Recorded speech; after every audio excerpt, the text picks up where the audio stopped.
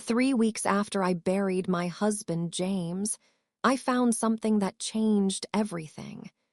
At that point, I was barely holding myself together. Every morning started the same way. I'd wake up before sunrise, stare at the empty side of the bed, and spend a few seconds forgetting he was gone. Then reality would hit me all over again. The farm still needed work. The bills still needed to be paid. The kids still needed their mother.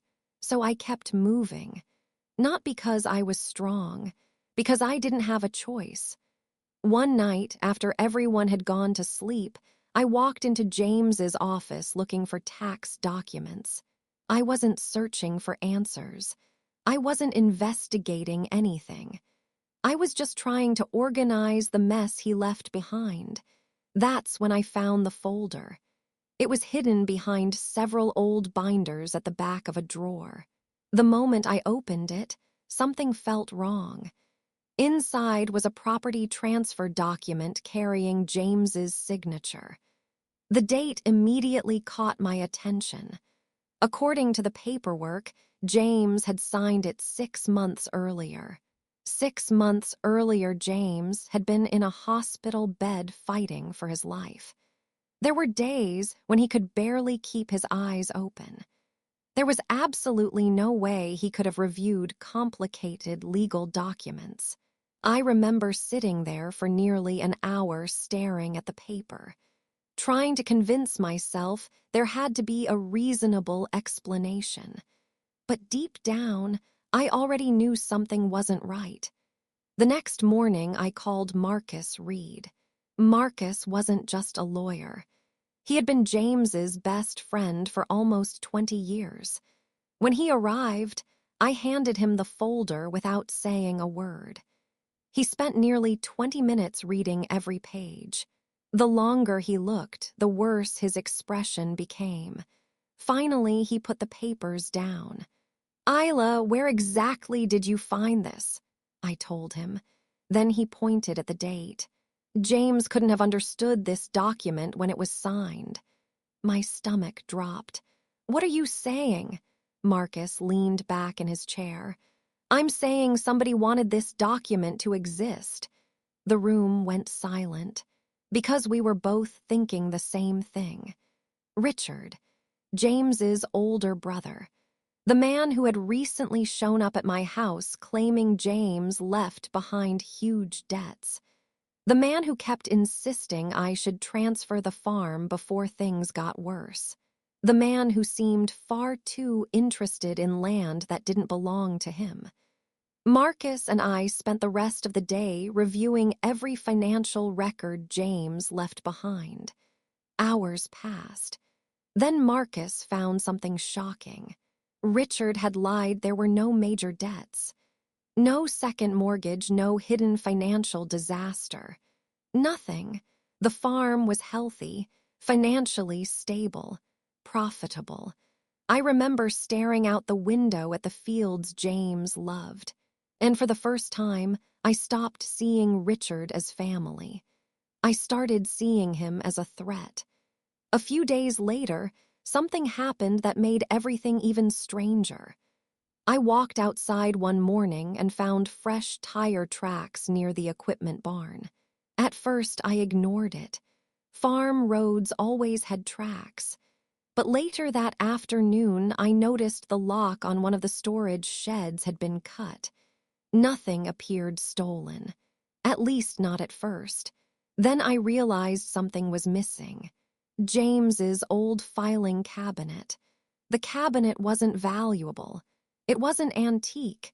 It wasn't worth stealing, which meant whoever took it wasn't after money. They were after information. That realization terrified me, because only a handful of people even knew James kept records inside that cabinet. And one of those people was Richard. That night, I barely slept. Every sound outside made me look toward the window. Every passing vehicle made my heart race. For the first time in my life, I didn't feel safe on my own property. A week later, I drove into town and visited the county records office. I wanted answers. Instead, I found more questions. Buried in the records was another copy of the transfer document, the same signature, the same property description, the same suspicious date, but this version included a witness. The witness was Richard's business partner. When I saw that name, my heart started pounding, because suddenly this wasn't one person's scheme. It looked organized, planned, deliberate. As I was leaving the building, an older woman approached me. She asked if I was James Mitchell's wife. When I said yes, she immediately asked another question. "Is Richard involved?" The way she said his name sent chills down my spine. That woman introduced herself as Evelyn Carter. Over coffee, she told me a story that sounded disturbingly familiar. Years earlier, after her husband passed away, property she owned somehow ended up in someone else's hands. She spent years trying to prove what happened, and according to her, Richard had been connected to everything. She wasn't the only one. Over the next month, I met more people: a widow from the next county, a retired teacher, a single mother, a farmer whose brother died unexpectedly. Different stories, different lives, same pattern. Richard always appeared when people were vulnerable, and somehow he always benefited. The deeper I dug, the more uncomfortable Richard became. I knew because he suddenly started calling me again, almost every week, always pretending to care, always pretending to help. But now I could hear something beneath the words: fear. He wasn't checking on me. He was checking on my progress. And that meant I was getting closer. Then came the discovery that changed everything. One rainy evening, I returned to James's office. I searched every shelf, every drawer, every box. And hidden underneath a wooden shelf, I found a folded note. The handwriting belonged to James. It contained only one sentence: "If anything happens to me, check the Green River account." I had never heard of the account before, not once, not in 15 years of marriage. The next morning, Marcus and I went to the bank. What we found there changed everything. Because the account didn't contain money, it contained evidence. And for the first time, I realized James had been investigating Richard long before he died. I felt purpose. And once that feeling took hold, I couldn't let it go. For weeks, I had been reacting to everything that happened around me. James died. Richard showed up. Suspicious documents appeared. Strange stories started surfacing. But now, for the first time, I stopped reacting.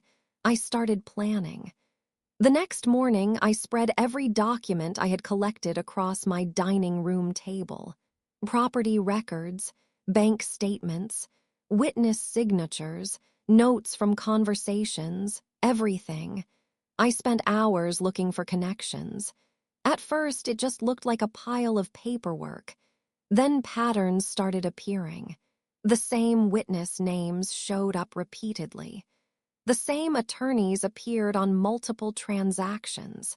The same businesses kept appearing in the background, and one name connected nearly all of them: Richard Mitchell. By the end of the week, my dining room looked less like a home and more like an investigation headquarters. Every wall was covered with notes. Every folder contained new questions.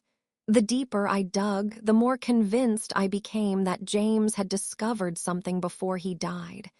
Something important, something dangerous. Then Marcus called. His voice sounded different, excited, nervous. "Ayla, I found something." I drove to his office immediately. When I arrived, he handed me a thick folder. Inside were court records, old lawsuits, business filings, property disputes, cases dating back almost 15 years.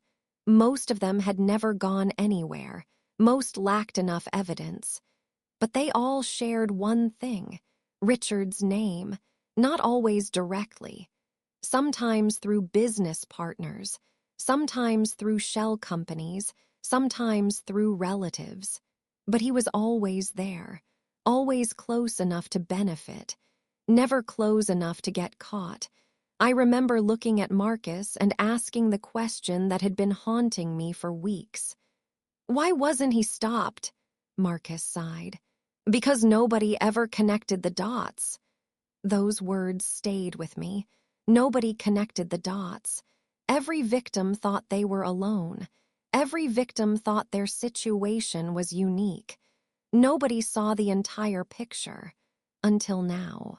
Over the next month, I began contacting everyone I could find. Some people refused to talk. Some were too afraid. Some had spent years trying to forget, but others agreed to meet. 1 became 3, 3 became 7, 7 became 12. Soon, every Saturday afternoon, women and families gathered at my farm. We shared stories, documents, evidence, memories, and slowly the puzzle came together.